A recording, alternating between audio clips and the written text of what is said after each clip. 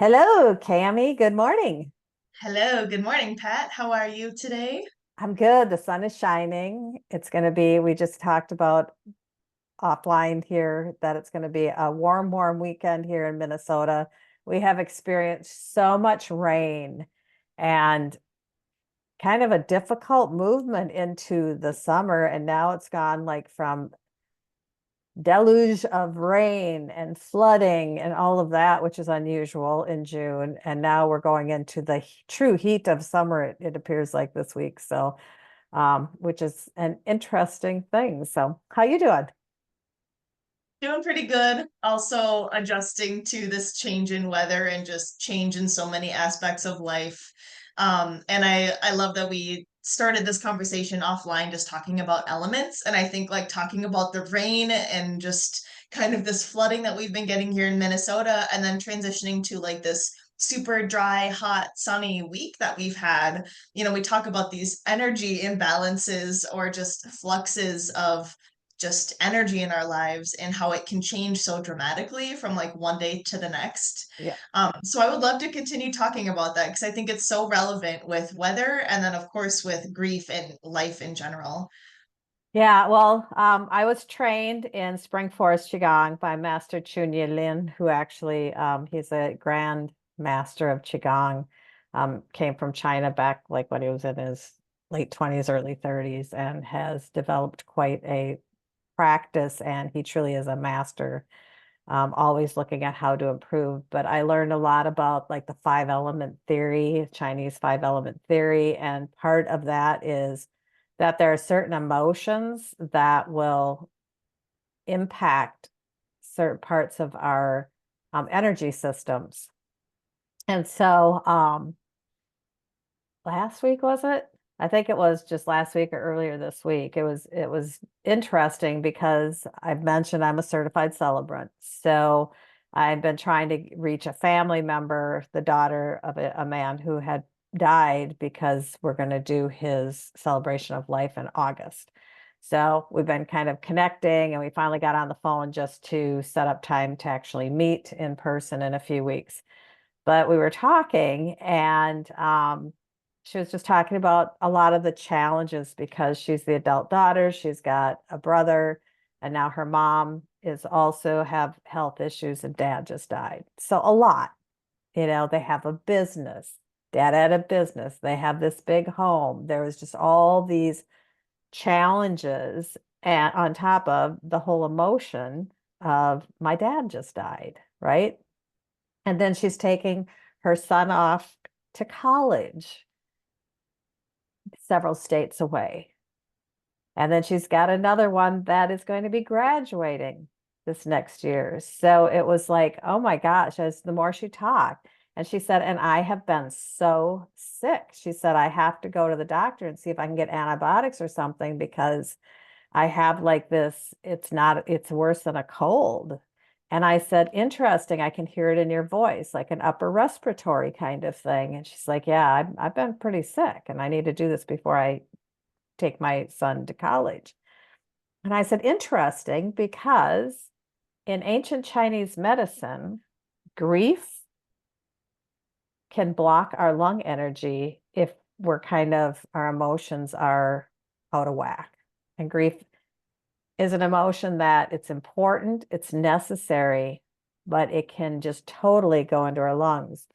And I can't tell you how many clients I have had who they end up, as we're going through like the breathe coaching model for grief, that they'll get a cold or an upper respiratory or a sinus infection, something like that. And so then we work on breathing, which is, as you and I both know, is a major part. That's why it's called the breathe coaching model for grief, because we do a lot of breathing. But interestingly, because were in our last class and we had a pretty good sized class. It started out that it was the maximum number of people that we would have. And I don't know if you noticed this, I just thought about this, but how many of those people ended up with an upper respiratory condition during our Confident Grief Coach certification class? Yeah, at least a few of them, just off the top of my head, got sick during class. Yeah. Yeah, yeah. And so what we do in class is like a 2-for-1, right? Like you're going through the breathe coaching model for grief and you're learning it so that you can then support others with it. But we know that going through, and I warn everybody that comes into the program when we do the pre-enrollment call, things might show up for you because everybody has experienced grief, and many people come in to be certified grief coaches because of their own lived experience. They want to help others because it was really challenging for them. So that's why I just thought, oh, that would be a really interesting conversation is talk about what is with the lung energy system and what does that mean? So I know that you do body work. I've been trained in Qigong. I've used acupuncture, right? And that I've had clients who've gone to acupuncture after the death of a child and utilize that. Other people have done some kind of body work like yoga or massage therapy when they're grieving. So there's lots of different things. But what in the Qigong perspective, so the lung energy system, so that would be your sinuses, your lungs, all of that breathing. If we have a lot of grief and not a way to move it, it can cause a blockage within our breathing energy system. And when we have a blockage, of course, then it's going to show up maybe in some kind of physical symptom. 80% in what I have learned with Master Lin is 80% of our physical conditions have to do with emotions blocking our energy systems. So just from a Qigong perspective, Qi is our energy. That's all Qi, QI. Qi is energy. So when people out there hear the term Qi, that's what it is. And then Gong means working with. So in Chinese, so it's working with your energy system. So that's where Qigong, and it's been around for 5,000-6,000 years out of China.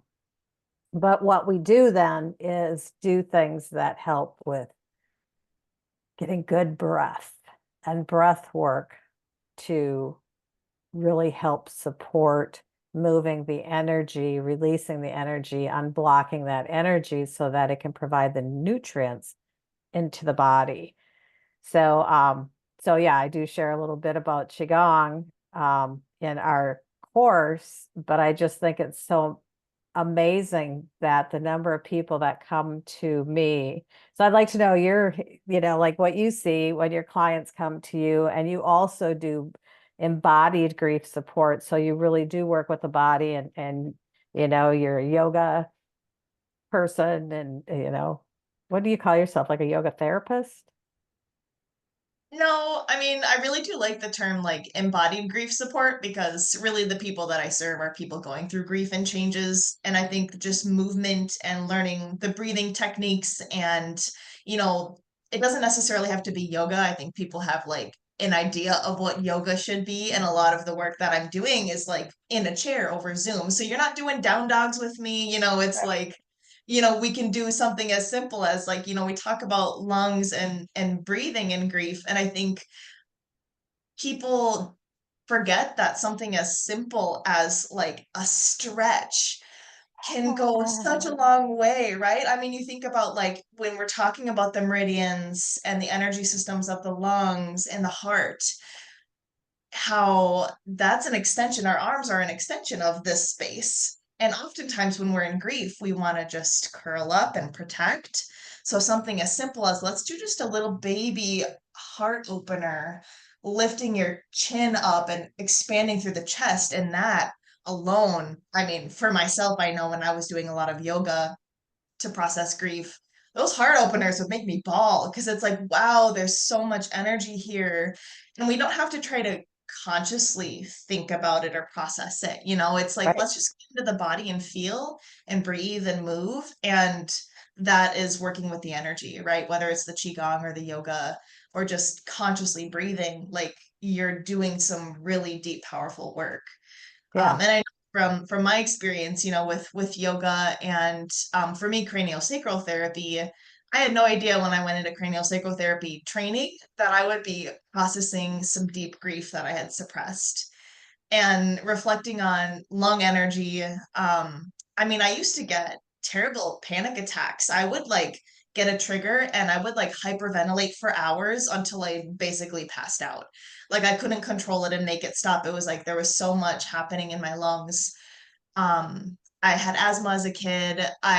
Like I still feel this lump in my throat when I swallow my tears, where it's like, wow, my body really wants to suppress my grief because that's what I learned how to do. So I'm still working to like undo those blockages and allow myself to fully express and let that energy move. But I remember when I was in craniosacral therapy training, we were working specifically with the lungs. And the left side of the body is your feminine energy, your receptive energy, your moon energy, the yin energy, your mother's side of what you inherit.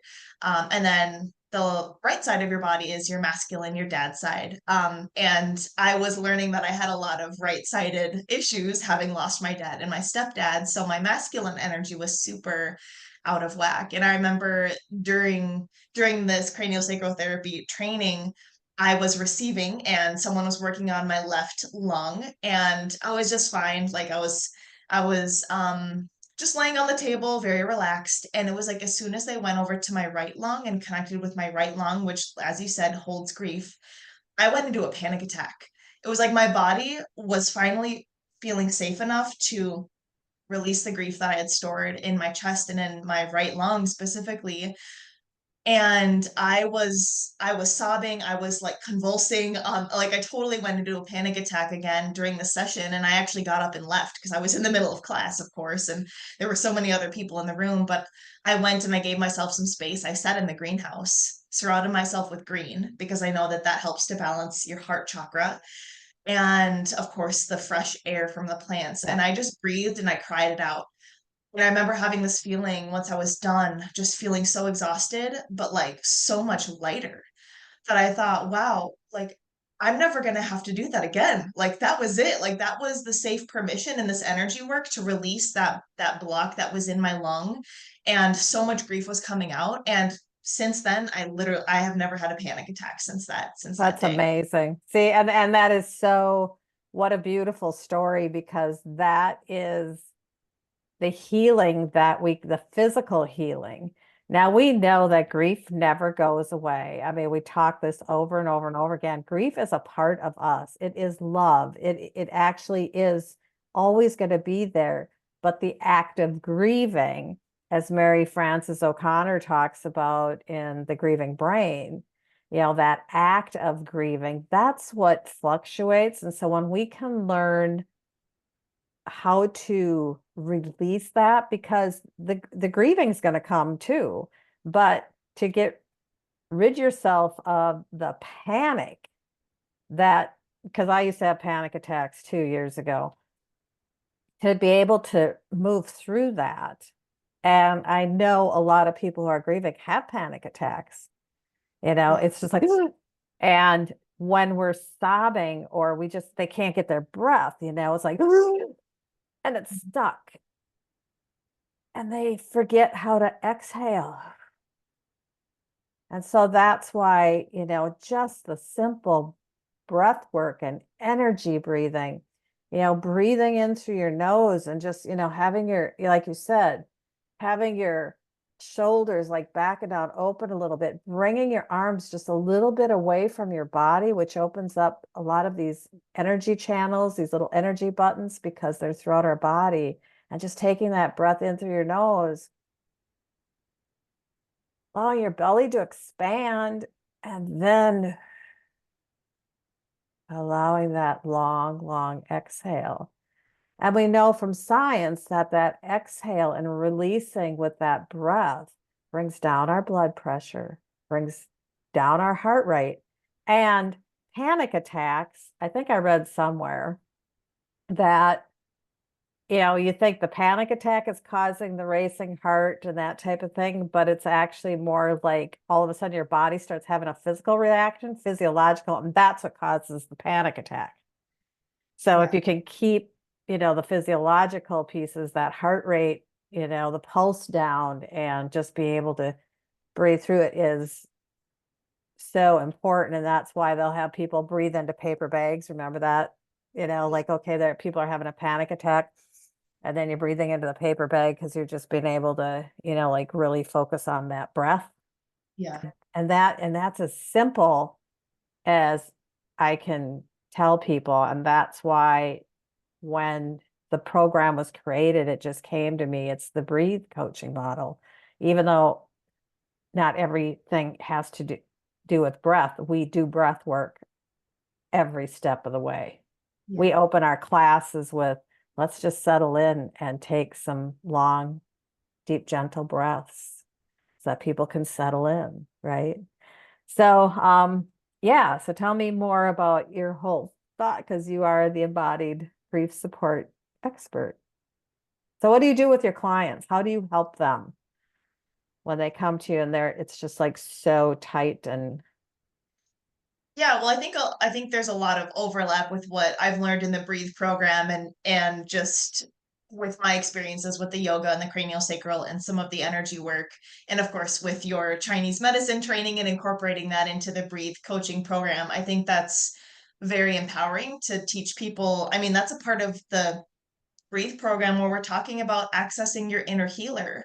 And I make sure to speak to this with my clients because I think there's this message nowadays that like someone like if you're a healer or you're going to see a healer, that this person is doing the healing like for you or on you, and that is not at all what's happening. It's like they're the ones holding the space and facilitating this process, but you are your own healer.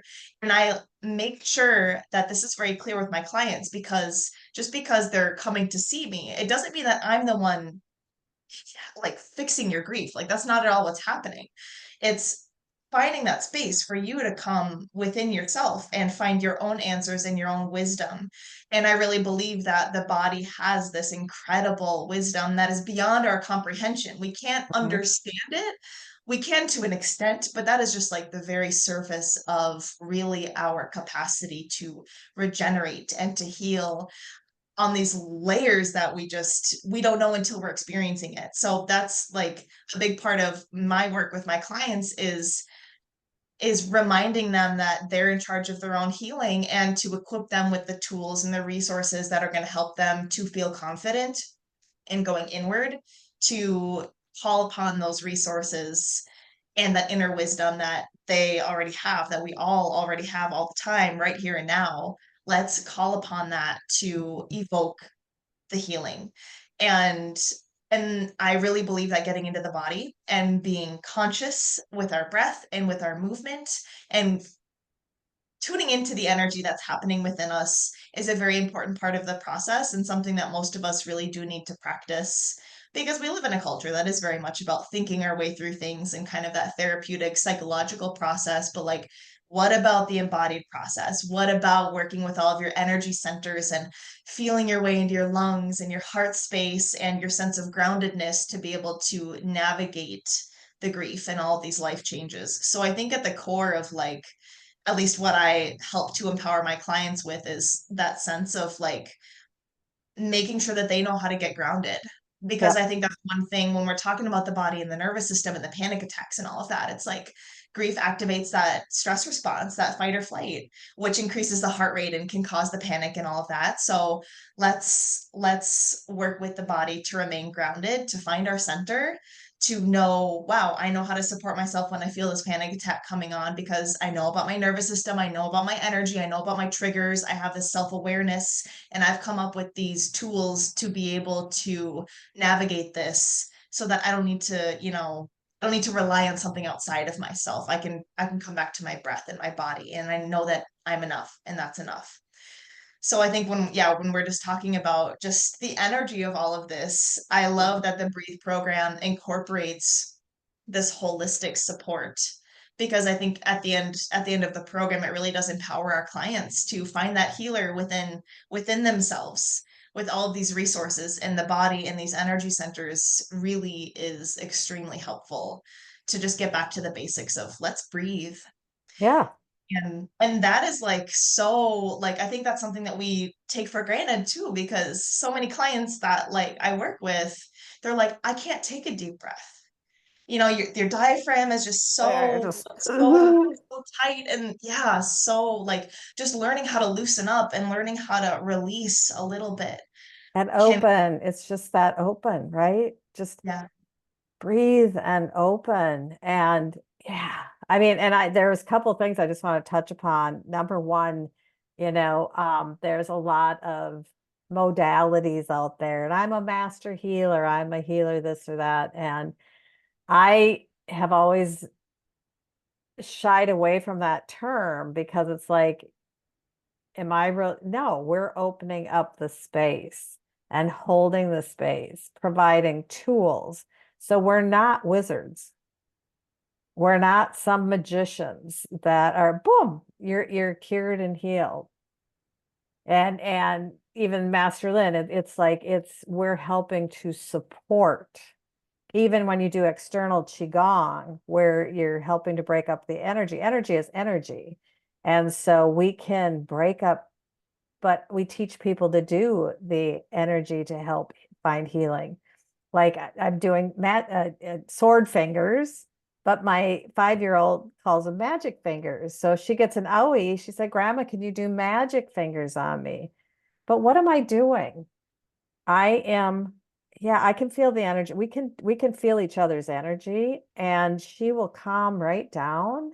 But what it is it's bringing her into a grounded space where she is breathing versus hysterical because she got an owie.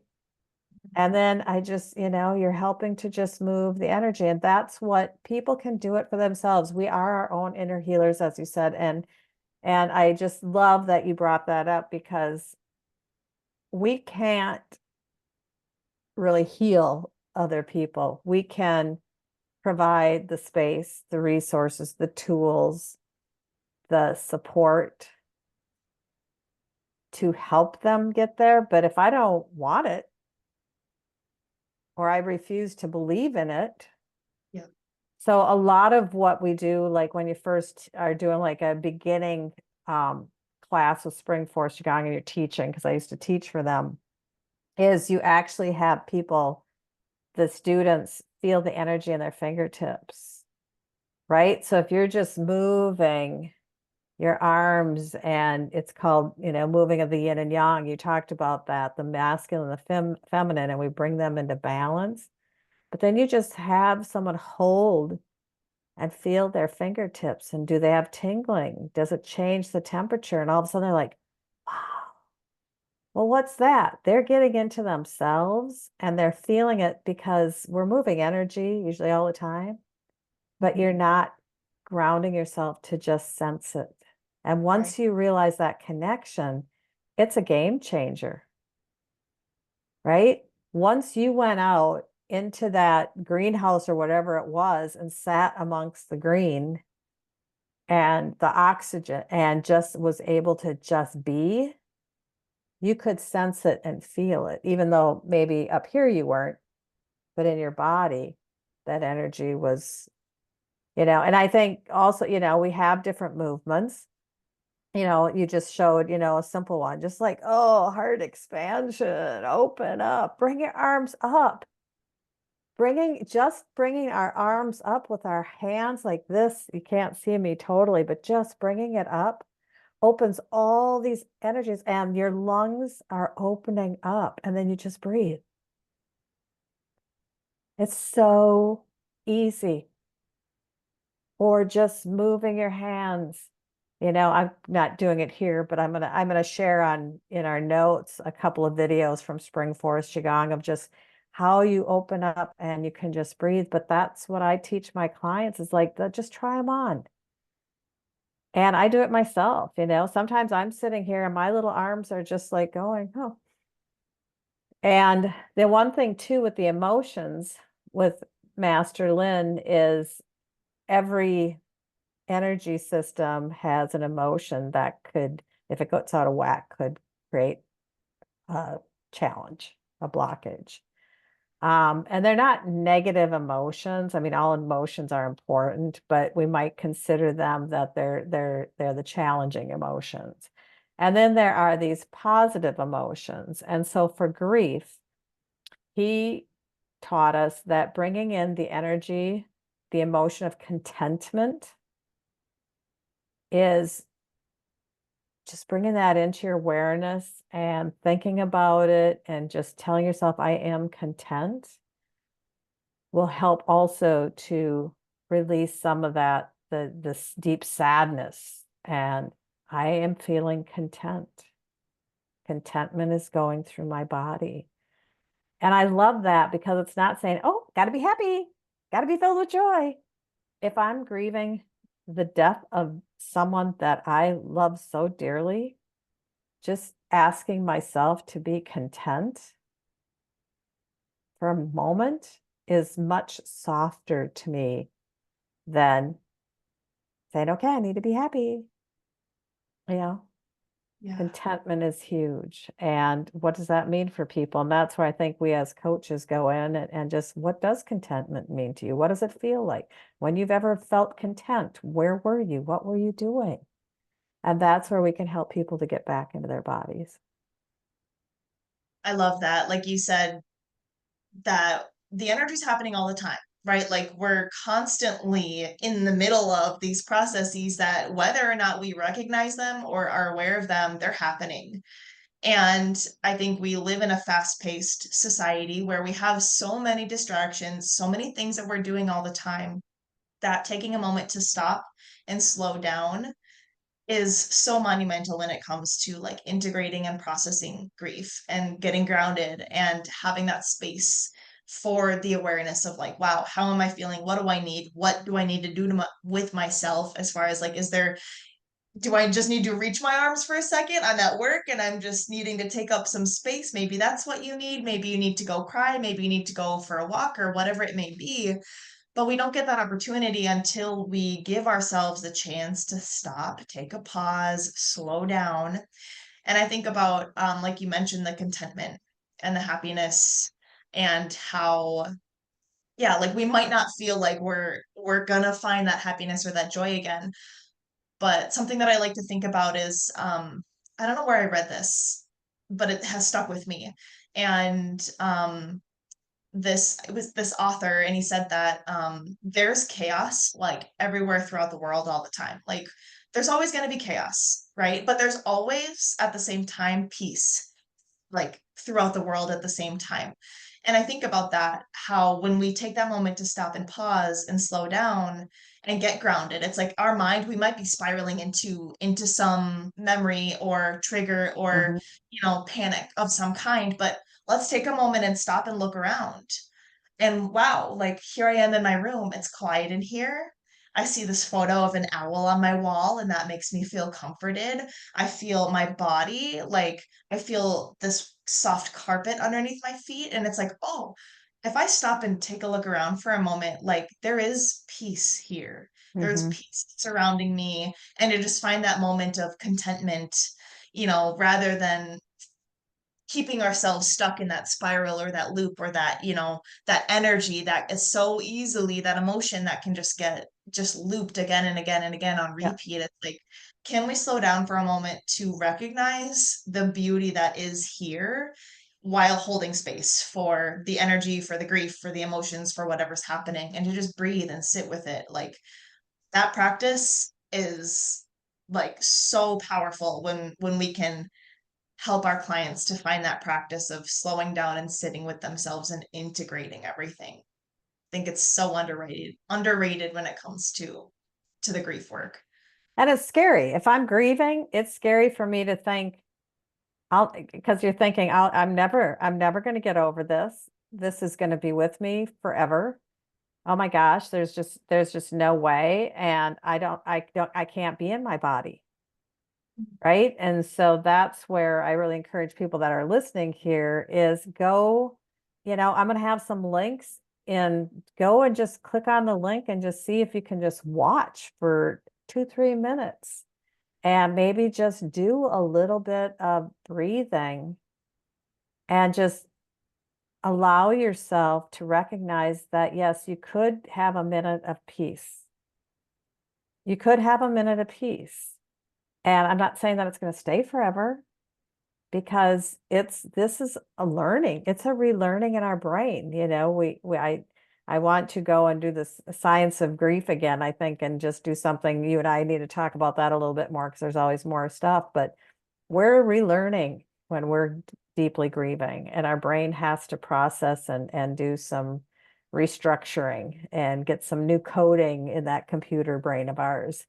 But just being able to breathe for a minute. Yeah. And each time you're going to get a little bit more experience with it, or you're going to start feeling like, wow, that really does make a difference.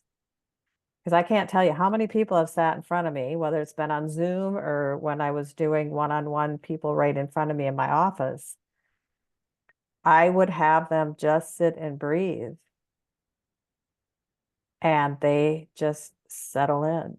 Or when if I'm leading a group at camp, yeah, we have the big, and everybody, all these adults are kind of, it's a grief camp, right? And they're all coming in and just looking at each other, and it's scary. I always start the opening circle with, let's just breathe. 3 soft, deep, gentle breaths. And when I do this with my clients as well, I would say most of the time the response that I get is like, wow, I don't do that enough. Yep. It's like, that's the practice. Let's create some space to do this more, because then we are relearning, right? Where our brain, like you said, that computer, your nervous system, your whole body is relearning this entire new way of operating in the world. And it's like these moments where we can just stop and breathe are so pivotal to help things settle, to help integrate and land and adjust to this new reality that we're operating in now, and to just let ourselves catch up with this change by just breathing for a moment. Yeah, So powerful. it is so powerful. So for all of you listening out there, when you stop, the video stops, I really encourage you to just take a moment and just breathe. Breathe in through your nose, allow your lungs to expand, have that belly breath go into your belly, allow your belly to just fill out. You don't have to suck it in, fill it out, and then just release that breath. Do it 3 times. And I guarantee you, just even 3 soft, deep, gentle breaths you'll feel it. You might feel the tingling in your fingers. You might feel a little lightheaded, all of that. That's the energy that's moving to bring you back into balance, at least for the moment. So thank you, Cami. We have your information in the show notes too, but yeah, this is just a lovely conversation, because we see it all the time, right? So great. Have a wonderful, wonderful rest of your day. And everybody out there listening, we really appreciate. And if there's subjects or topics or even thoughts that you have regarding anything, just put the comments into our YouTube comment section, because we'll address those, and hit the like and subscribe button, because we're doing more and more, and we're going to be interviewing more people. And we just want this to be a safe and helpful place for you to process your grief, or if you're the supporter of someone who's grieving, to give you some tips and tools of the trade. Thanks, Pat. Thanks, everyone listening. All right. Bye-bye. Bye.